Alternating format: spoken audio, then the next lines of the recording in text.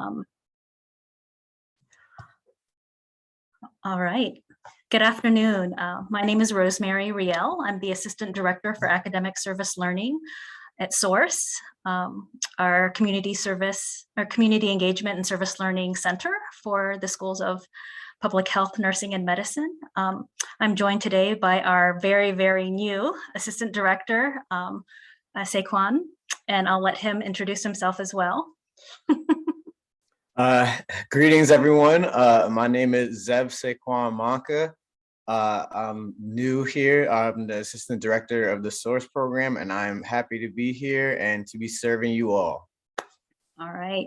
Thank you. And so as your new assistant directors, we are tasked with co-leading the SOURCE Service Scholar program. And so today's session, you're going to learn a little bit more about it and hopefully answer your questions so you'll all be ready to apply by the end of our time together. So I'm going to begin before we get started into the session. Going to, here we go. See if I can move forward. Just going to start with a land acknowledgement. And this is something that I do as a pause to sort of bring us back into the present moment and to our physical spaces. And this is just important to pause and acknowledge that we humbly acknowledge that Johns Hopkins University is located on the traditional and contemporary homelands of Indigenous peoples, and that this campus resides on the unceded lands of the Piscataway and the Susquehannock peoples. We recognize the enduring presence of more than 7,000 Indigenous people in the Baltimore City area, including the Piscataway, Lumbee, and Eastern Band of the Cherokee community members. As we gather from places across the country and across the globe, we honor and recognize Indigenous peoples of what we now call our homelands as well. So thank you for pausing with me around that.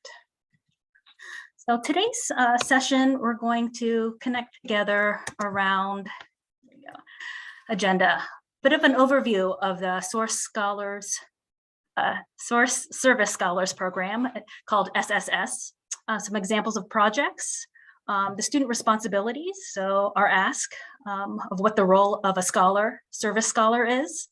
We'll talk a little bit about the application process and the timeline, and we have some FAQs. I'll ask folks if you have questions along the way to please put them into our chat parking lot.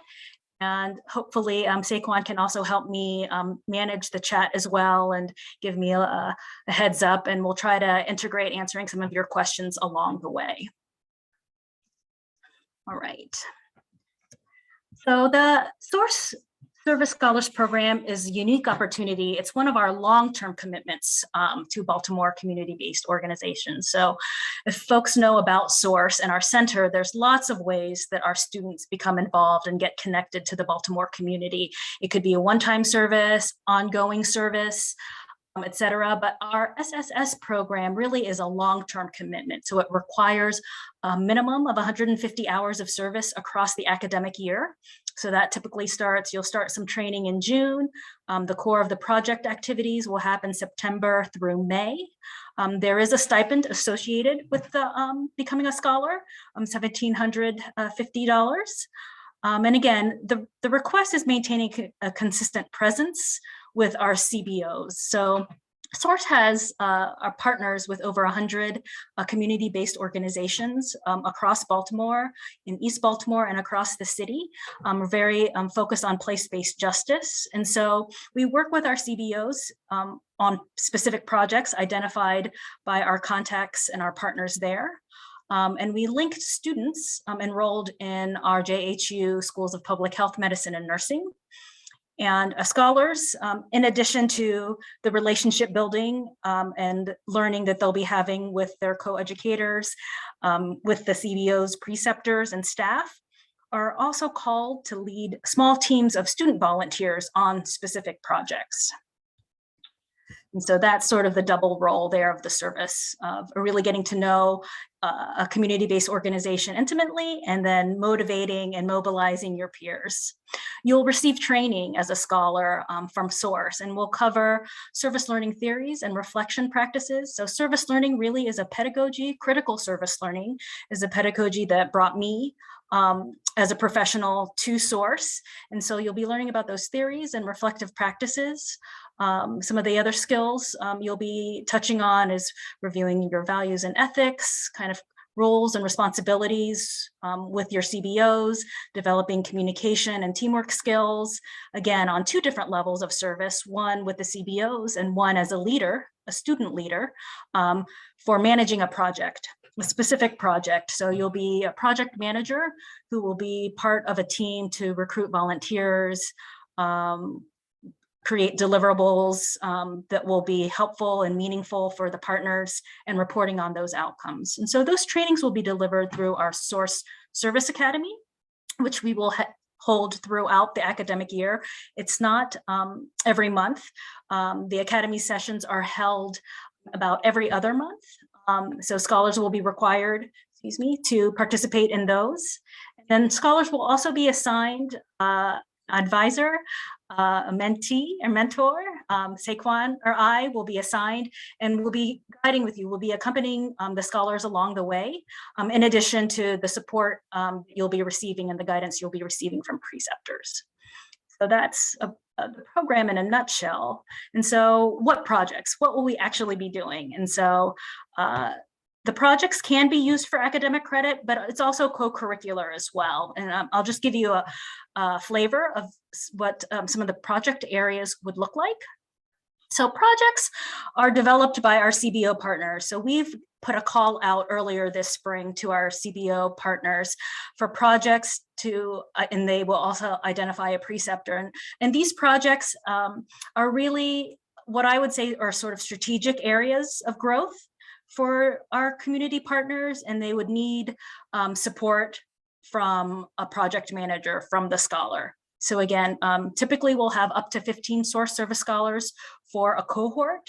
This round of applications, we're looking for 9. We've had 9 projects that have come out from our call to our CBOs, but they're not designed, the Scholars Program, it's important to note, is not designed as an internship program, but as project managers. So there's really a specific area that has a project from a start to finish that you will help nurture throughout the course of the academic year. So what's the difference? What's the difference between an intern and a project manager? Well, the intern, there might be some general tasks that are sort of given, and it may or may not involve others to completion. I think you might be assisting with a regular program management, so something that they would be doing regularly, and the role of the student might occupy, change, or morph to complete tasks. So it might be task driven versus having a picture, versus being a more true collaborator on a specific project area that they want to grow or build. So we've asked our CBOs to identify very specific areas, again, strategic areas, and they have a vision, and really identifying a scholar to help manage that vision. You'll be working to develop a project work plan. And so you'll really be working together in a mutually beneficial way to design a plan of action. So they have this beautiful idea, and so you'll bring your skills and gifts to that process towards a final deliverable, and a deliverable that the community-based organization can use in their continued growth. And again, we've mentioned that you're a leader. A scholar will be leading a team of volunteers, so you'll be connecting with your peers. So it's not just you who's completing the project.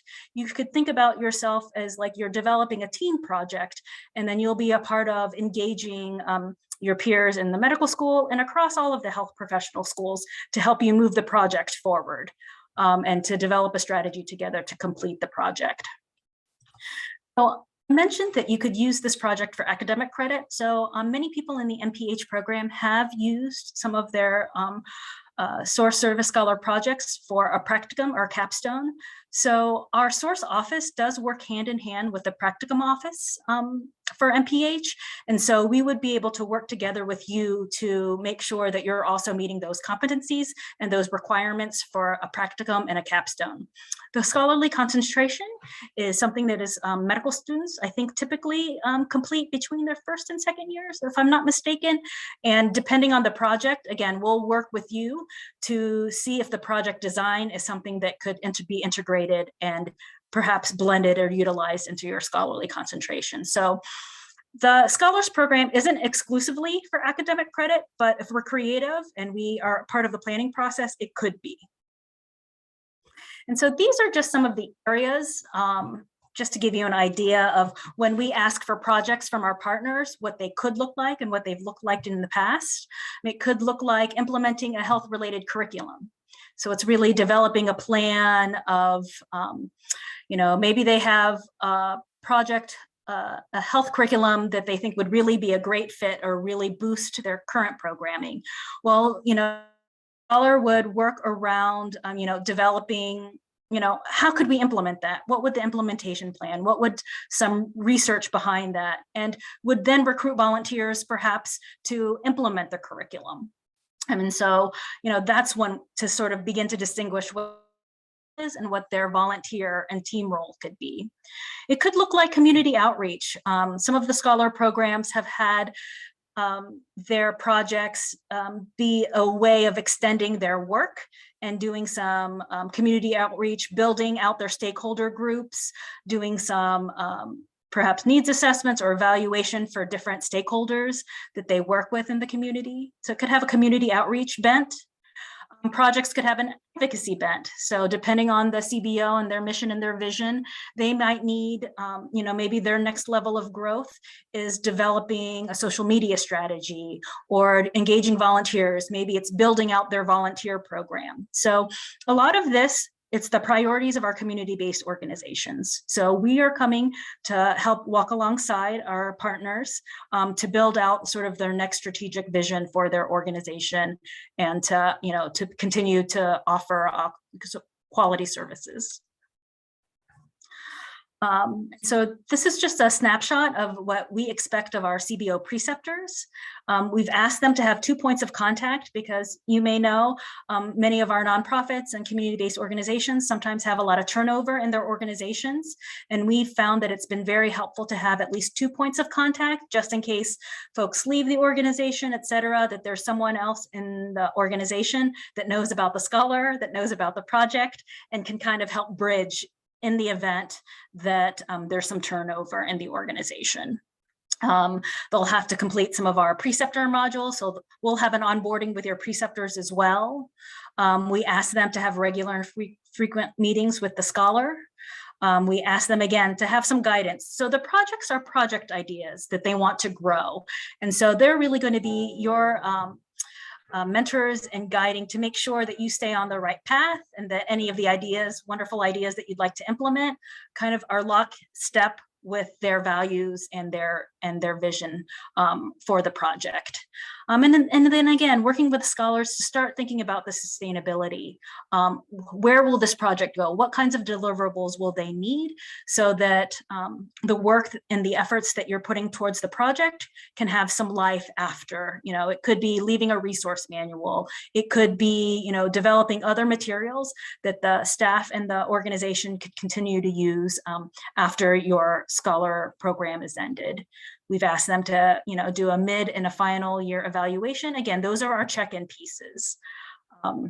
We also ask them as well to remain flexible with you all. So you see, you have an idea of sort of the preceptor roles there. The next slide is more about what do we expect of the scholars? If I can get back to it.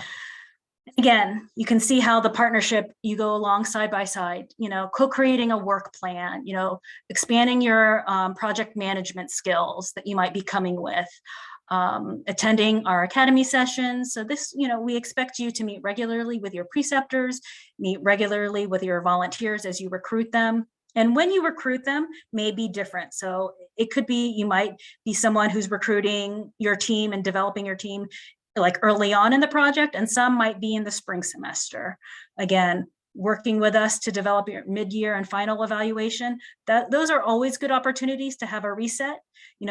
This project is in addition to you being a student, and this scholarly program is in addition to the roles that your preceptors have in their CBOs. And so mid-year and final evaluations just help us with the program improvement and help us get back on the same page when sometimes, competing time issues come along. We ask you to complete and log your hours and track your hours regularly, and meet with the advisor. So Saquon and I will be, again, accompanying you along the way to help you troubleshoot as you're developing your relationships with your partners, preceptors, and your volunteers. All right. So these are just some application tips. So I'm going to pause there because I haven't looked at the chat. I do see questions, and I've been talking quite a bit, and it will give me an opportunity to hear some of your voices here. So, all right. A quick question from Emily. MPH student graduating in December, but I would love to apply to work with Source over the summer and fall. Would that be possible? Yes, but not in the Source Scholars Program. So Emily, please drop me an email or the Source an email, because we certainly have some other opportunities that may come through. But really, for the Source Service Scholars Program, it's for the entire academic year. So one of the requirements is that you're an enrolled student for both, not just through December, but actually through May. But would love to still connect with you. There's a lot of great opportunities. So please reach out to me after this meeting, and we can get you set up with what might work with your schedule. Thank you, Saquon, for answering that question as well. Awesome. Thank you. Thank you. Okay, and a message from Christine. I saw a note that not all projects are eligible to meet the MPH practicum. Are there any projects this year that cannot be used to meet the MPH practicum requirement? So I am not quite sure. I haven't had a chance to look at what the practicum outline looks like and what's required. And what the time requirement is like. I know that many students have used it before. I think there may be just some competencies in the MPH that we have to make sure we may need to build out. Like currently, as the project is written, it might be a little bit too open and not meeting some specific practicum competencies. But I wouldn't know at this point whether any of the projects that are listed would not be required. I would say that I would need a little bit of more work with the practicum office. I will say that there is a Source practicum. So again, it's one of those things where you could blend, and we would, work very closely with the practicum office to make sure that the program that you were linked with could meet, the hour requirements or the competency requirements. So I hope that helps. And Saquon, you're answering, you're helping you along. You have so that's wonderful. Thank you so much. Thank you. Thank you. All right. And one more question as I'm moving forward. Let me scan to see if there's any in here that I might be able to answer in this brief break. So Jordan, thanks for your question about, are there any options to have the practicum fit with the School of Nursing? From what I understand, some of the School of Nursing practicums are clinical based. And so I haven't heard any of our Source Service Scholars because they are non-clinical programs and projects that could fit with a practicum there. I'll speak a little bit to, there is the COP, which I know is from the School of Nursing that I could speak to, but it's a different program. But at this point, I don't believe that any of these projects, because they're non-clinical and wouldn't fit sort of your competencies that are required for your program, would fit. Yes. Thanks, Jordan, for that question. And I'll try to get you more clarity around that as well. I appreciate your question. All right, I'm going to pause for a second and talk about some student application tips. So in our link to the application, you can select up to 3 projects. And you can make sure to tell, to please, highlight the skills and previous work, what about the project, what about the partners kind of speaks to you and touches your heart. This is, although we've talked about how to integrate it into your curricular work, 150 hours is not nothing. It is commitment and above and beyond kind of in-class work. And so, would really like to hear, what would be a motivator or driver to have this walk alongside your schoolwork. And so, sort of what are your contributions? What do you, how you think you might be a good fit for that project, or what do you hope to learn or build out by participating, and really having a service experience that, again, I really see service as relationship building. What are the relationship building skills that will help walk alongside your professional development skills as well? And again, as I mentioned, you must be admitted to and registered for courses for the application to be considered now. Let's see. Great. I'm gonna go ahead and move on. Oops. So this is a bit of the timeline. So the deadline for the applications for this first round is due next Wednesday. So next Wednesday at 11:59, you'll have that's when the deadline is, and the application will close then. Over the next few days, from April 15th to the 19th, our internal admissions team, our review team, will look through the applications, and we're going to narrow down the applications to top candidates for each project. So I mentioned currently, the Source Service Scholar Program, typically our goal is to have 15 projects. Currently, we have 9 projects. So we're looking for 9 candidates. And we will narrow down the applicants to about 3 or 4 names based on your rankings of names that we will share with our CBO preceptors and partners. And so we'll use that time between the 15th and the 19th to narrow down the applications to top candidates. And then on April 20th, all the applicants will receive a notification of whether you've been invited to interview. So move on to the second phase of the process, is to interview with your CBO for the project position, for the project manager position. And so it might be 1 interview, or it could be up to 3 interviews. And so that's would be the range. And again, a lot of this is very dependent on what folks rank.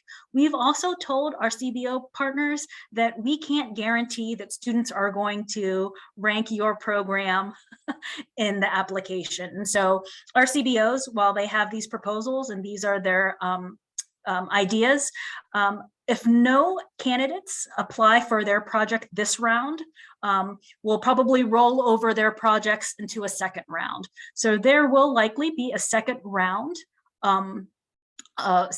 because we haven't reached the 15 mark. We'll have another round where we may have about another 16, we'll look for another 16 slots. And so let's say that you've been asked to interview. That'll be great. If you're not asked to interview, we will ask if you would be interested in us keeping your application to be considered for round 2.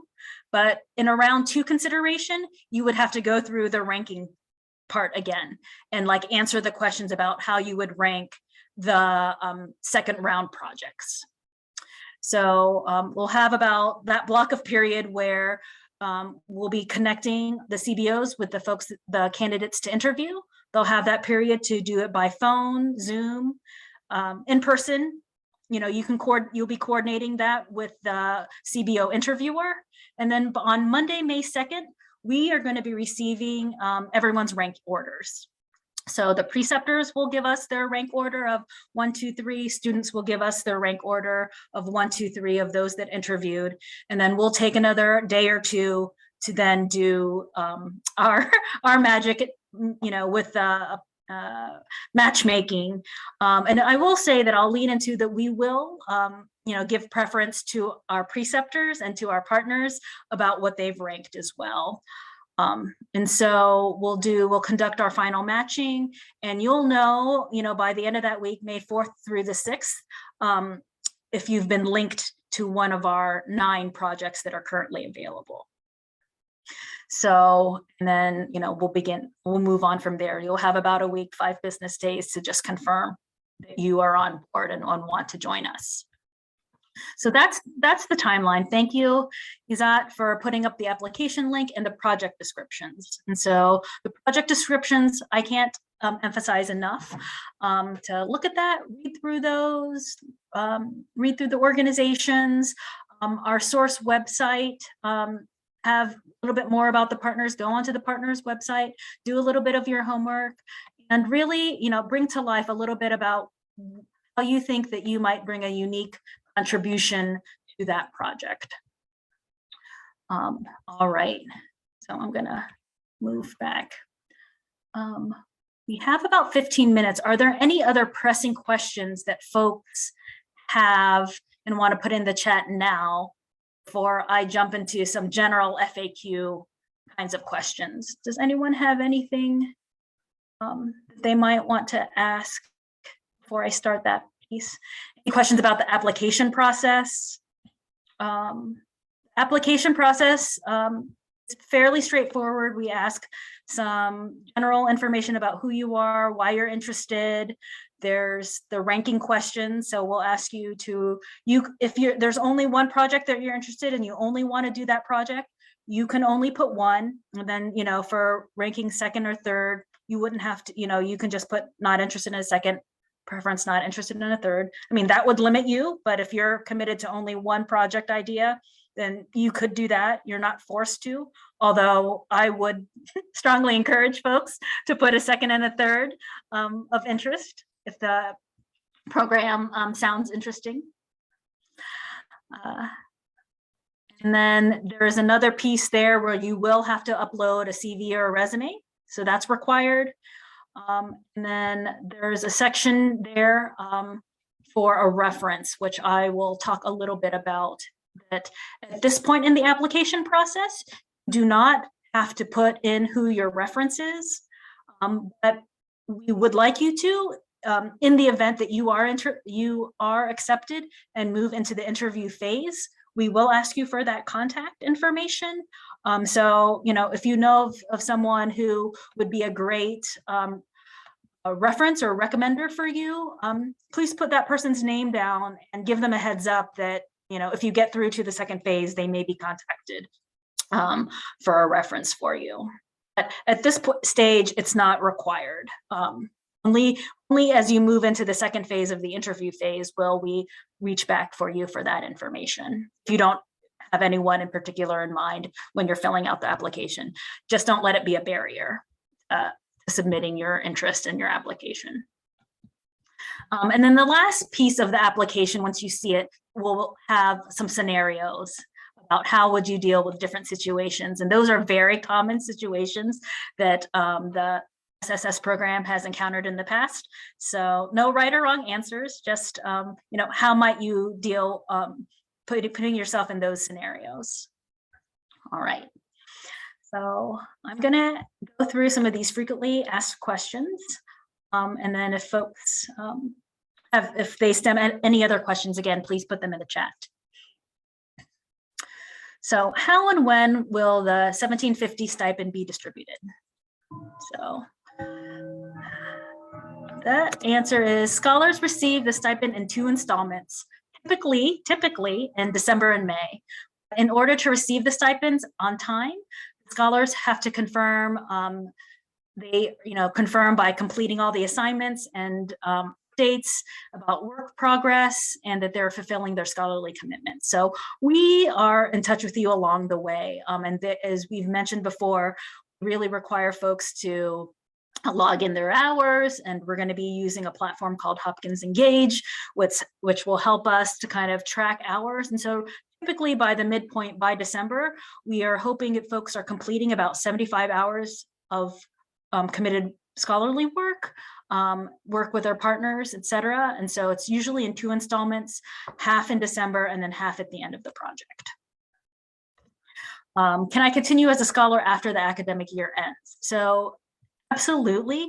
The scholar program actually ends at the end of this academic year, but many scholars in the past have continued to stay connected with the CBO. They may continue to work with the CBO in a different capacity as they are getting to know the program. Many of, they could help build out the current project. They become, very close at the end of the academic year, but technically the SSS program will end, but there's nothing to prevent you from continuing to stay connected and being, continue to be an advocate for the programming and the work that your partner has done.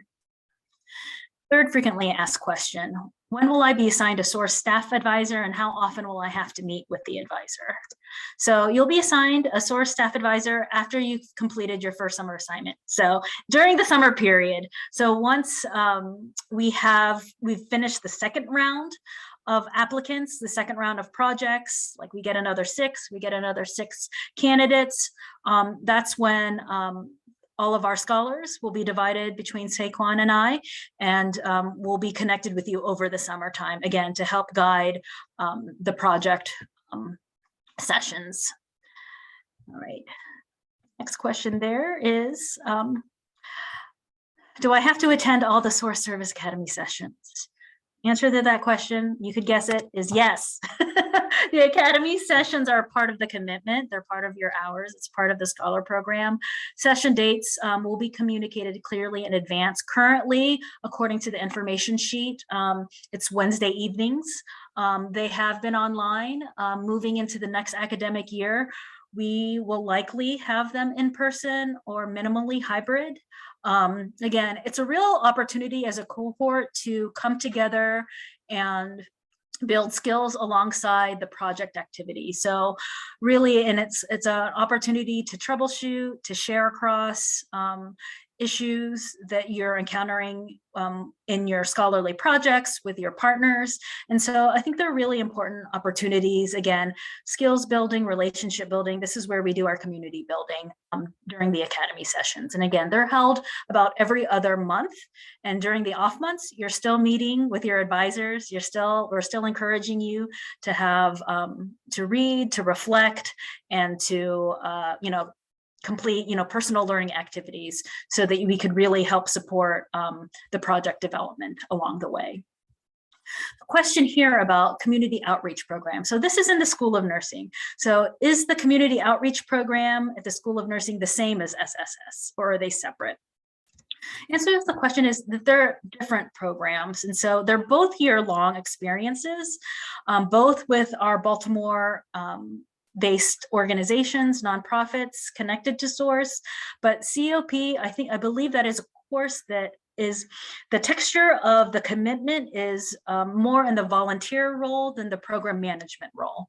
So our Source Service Scholars are in a more of a leadership and a program manager, volunteer management role, where the COP program, you're still contributing to the organization, but the roles are more in line with their volunteer program and supporting specific activities that are identified and led by the community-based organizations. So that's the difference there. And these are a few other questions that have come up. Can you choose your CBO? No. So really, source partners submit projects. And so this is really part of our partnership building. You'll be connected, through, these projects are coming out of our relationship building with our partners. And so while we always encourage, you connecting and getting to know different CBOs across the Baltimore landscape, for this program, it's really through, we've done a lot of work to kind of set up the framework so that you can step in and sort of co-create and design the project and shepherd the project from the beginning to the end. Again, do you have a reference? Again, there's a space in the application that you'll see where you can put a contact name and information. It's currently, it's listed as optional, but if you are asked for an interview round, you will then need to share that contact information. So this will just help us with the process if you have a person in mind. And the program is competitive. So that information that we gather from your reference contact will be shared with the interviewers. So if you have done maybe something similar or have worked with another organization or, want to highlight a particular skill set that you have, put that contact down and, that might help you really highlight that for for the organizations that you're interviewing with. Why 2 preceptors? I think I've already discussed that. International students definitely apply. You are welcome to apply. I would say that exclusively online international students would be limited. And as we're moving our SSS program back into hybrid and in person, they wouldn't really be eligible, because part of the program would really be having contact. As much as possible, as much as we can anticipate, we're moving more into in-person and hybrid versions. So we are strongly encouraging, especially in the orientation period where you're getting to know your organization, to have some, place-based contact, which would require some in person. And do the 4 volunteers have to be from my school only? No, volunteers can come from across the professional schools, and your advisor and the source team, our communications team, we really work with you and all of our communication pathways to help you recruit. So what we're looking for from the scholars is to create the role, create the opportunity, create the leadership, and then we'll work with you to recruit and get those individuals so that you have a strong team of at least 4. Many of our scholars, depending on the nature of their project, actually oversee more than 4 volunteers. So it really just, again, depends on the nature of the project, but minimally 4. And it's a great opportunity to build relationships with people from your school, but also, again, interprofessionally. In the real world, we work in interprofessional groups, and that's what this experience could really lend to you. All right. I'm gonna pause now and see if there are any other questions in the chat.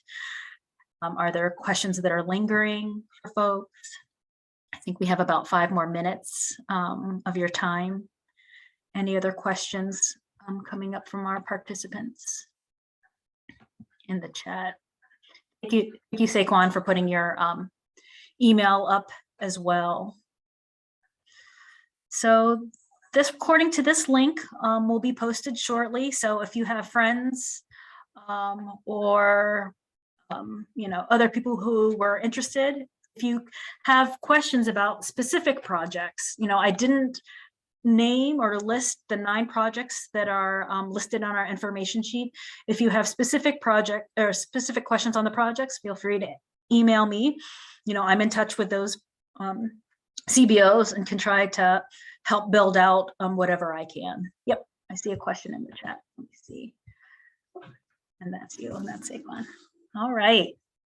Well, I think if there aren't any questions, I'll just say thank you for stopping in, and we hope that we hope to see your application next week when we start reviewing.